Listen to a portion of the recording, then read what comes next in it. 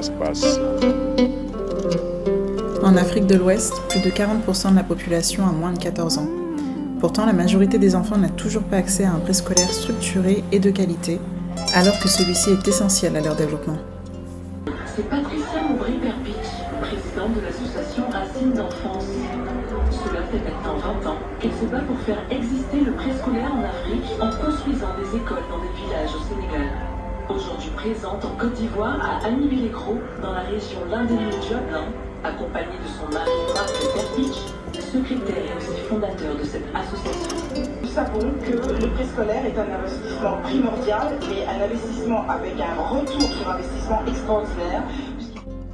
Les premières années d'un enfant déterminent son avenir.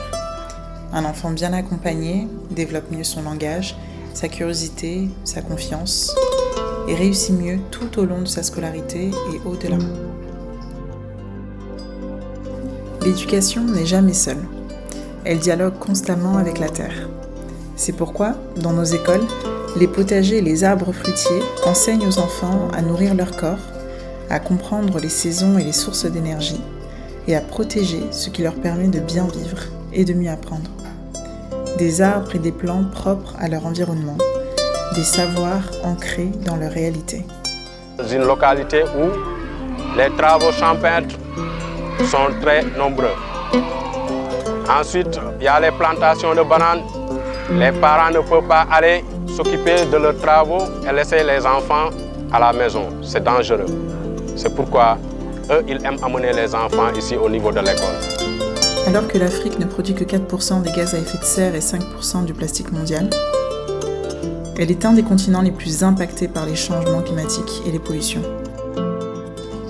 Pour accompagner ces premières découvertes, nous avons créé un outil pédagogique unique, un livre aux iconographies locales, pensé pour contextualiser les enjeux environnementaux dans le quotidien des enfants de nos écoles, afin qu'ils s'en approprient les défis et les opportunités. Un récit qui renvoie à leur culture, à leur village, à leurs gestes, et qui fait de l'apprentissage une histoire proche, vivante et bien familière. Quelque chose qui soit fait main, garder quelque chose qui soit vivant en fait, et je trouve que c'est ça qui est intéressant dans le dessin et la peinture, c'est que ça a beaucoup plus de substance que des illustrations faites sur l'ordinateur. Chaque jour dans nos écoles, l'éducation prend vie. On observe, on lit, on joue, on apprend en faisant. Ce sont ces gestes simples qui bâtissent une génération consciente, responsable et ouverte sur le monde. Grâce à nos membres et à nos partenaires, des milliers d'enfants ont déjà accès à un préscolaire de qualité, à une éducation qui honore la culture et à une initiation concrète aux enjeux contemporains. Ils ont également su faire de ce partenariat un partenariat à visage humain qui place les communautés au centre de ces interventions. Au demeurant, le modèle achevé de Racines d'enfance est un modèle innovant, respectueux des normes et standards de qualité. Le premier constat que je fais, c'est un constat d'efficacité. Là où il y avait des abris provisoires ou des petites écoles avec des palissades, on se retrouve avec une structure bien organisée pour l'éducation et pour la formation dans le futur. La route est encore longue, mais elle est belle, portée par toutes celles et ceux qui non seulement croient, mais aussi investissent dans l'avenir de ces enfants.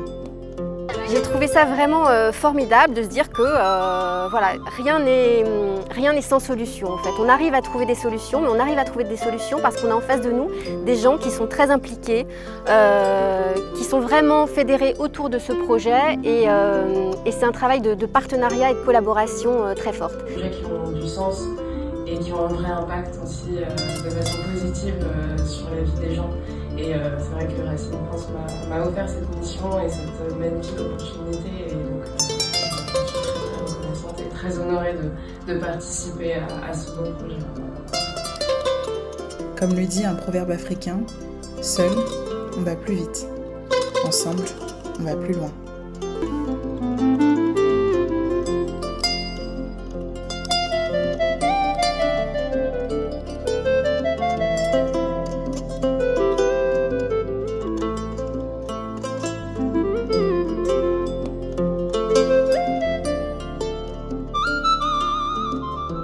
je ne saurais vraiment vous remercier aussi.